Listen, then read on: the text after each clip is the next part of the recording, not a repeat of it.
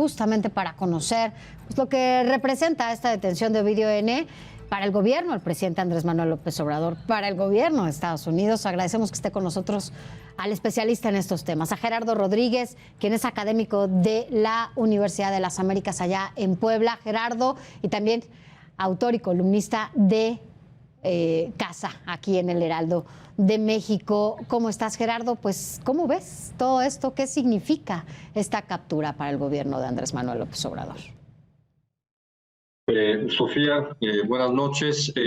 Es un gran logro del Ejército Mexicano, de la Guardia Nacional, también de las Fuerzas de Seguridad Pública del país, porque te voy a decir una palabra de argot ahorita. El gobierno mexicano, el ejército, se quitó esta espinita que fue el culiacanazo hace varios meses. Es una operación prácticamente perfecta. Yo te diría que hay que felicitar a las Fuerzas Especiales del Ejército Mexicano, porque con muy pocos elementos, Sofía, seguramente, como se da este tipo de operativos, se atrapó primero, se pudo detener a este criminal, y después vendrán el refuerzo con una estrategia de círculos para primero trasladarlo al aeropuerto de Culiacán y trasladarlo a la Ciudad de México.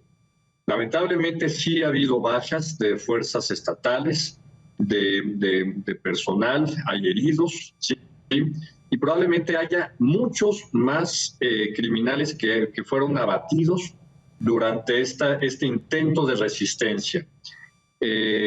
Sofía, vimos los tres tipos de inteligencia conforme nos explicó el secretario de Defensa y Rosa Isela, la secretaria de Seguridad.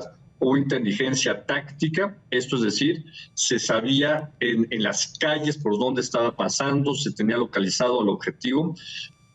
Es inteligencia operativa de planeación de la operación. Esta operación debe llevar meses, inclusive años, para dar con este objetivo estratégico contra del Estado mexicano. Y finalmente, inteligencia estratégica. ¿Qué quiere decir esto? Que fueron informados en tiempo real, el Gabinete de Seguridad, estaban a tanto de todas estas operaciones, el presidente de la República y su Gabinete de Seguridad, Sofía. Así es, y bueno, también decir que parte también de lo que se ha leído con estas, o las reacciones que ha provocado esto, es que es un poco lo contrario a lo que se venía pensando o se decía, sobre todo por estas imágenes que veíamos de repente el presidente saludando a la mamá del Chapo, en donde, bueno, pues el golpe fue para el cártel de Sinaloa, ¿no? En donde parecía que no se iba a tocar cuando se había dejado libre a Ovidio en esta primera captura, y de repente hoy las cosas son totalmente distintas, ¿no? Así es. Con esto el presidente de la República se quita este manto que lo estaba manchando sobre todas estas especulaciones de que estaba protegiendo a la familia del Chapo Guzmán, cosa que ya vimos. Esta fue una operación del Estado mexicano. El ejército cumple con la obligación de detener a una persona que tiene órdenes de aprehensión en México y también órdenes de aprehensión en Estados Unidos. Debemos de esperar que llegue prontamente la solicitud de extradición y que el gobierno mexicano, la Fiscalía General de la República, cumplan con el debido proceso, y no me queda duda que será extraditado a Estados Unidos. Los abogados harán una defensa férrea, por supuesto, y es por eso que el Ejército Mexicano, la Guardia Nacional, tuvieron que cumplir con todos estos protocolos, Sofía. Así es. ¿Cuánto tiempo aproximadamente puede llevar esta extradición? ¿Un mes, 2 meses? ¿Cuál es más o menos de acuerdo a lo que hemos visto que pasa con otras personas?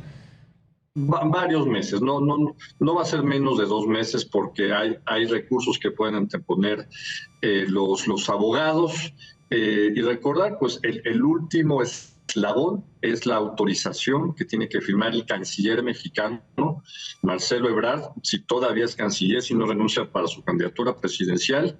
Es el último paso del proceso para cumplir con lo que establece también el acuerdo de extradición entre México y Estados Unidos.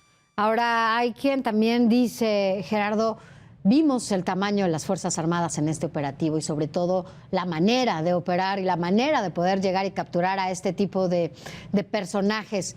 ¿por qué no se replica con los demás? ¿Por qué no se lleva a cabo esta tarea con los demás o con los otros liderazgos de estos cárteles, no?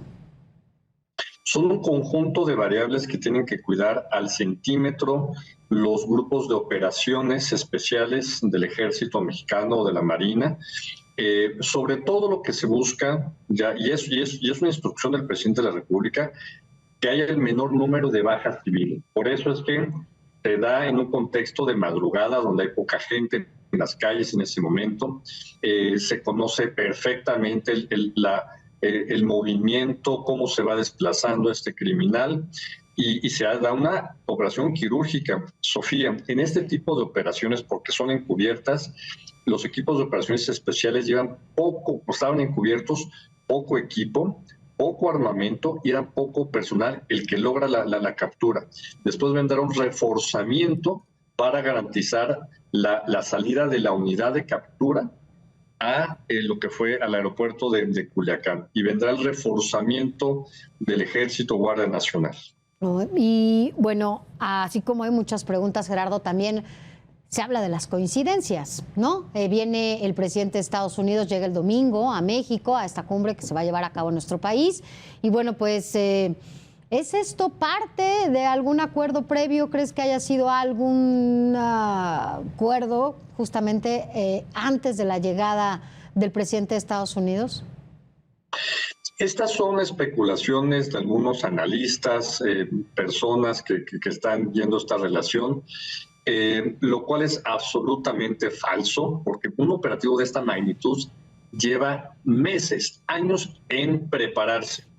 ¿Hay una coincidencia? Pues sí, ¿no? Porque hay una realidad.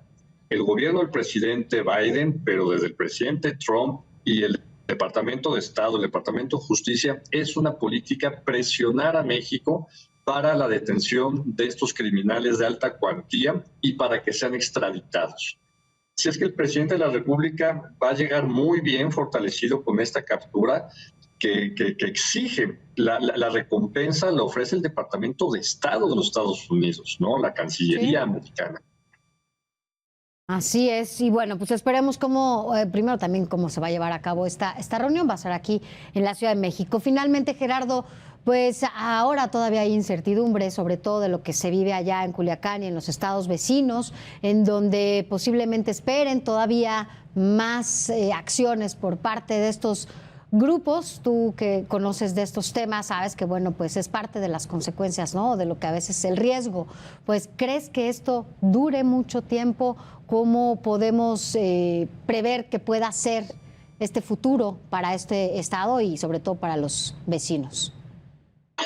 Sí, se activan inmediatamente los protocolos de seguridad al más alto nivel en toda la infraestructura estratégica del país, que incluyen zonas militares, puertos, aduanas, zonas habitacionales también, por supuesto, militares, caminos, porque ya vimos que el modus operandi de esta facción del cártel de Sinaloa, de los hijos del Chapo Guzmán, es cumplir las amenazas de generar violencia, atemorizar a la población para que no incentivar este tipo de operaciones y que sean pocas y que no sea la regularidad del Estado. Así es que sí hay que esperar probablemente un par de días en lo que Guardia Nacional, el Ejército Mexicano, con las fuerzas estatales recuperan la paz, la estabilidad, la tranquilidad en Sinaloa y probablemente en algunos estados vecinos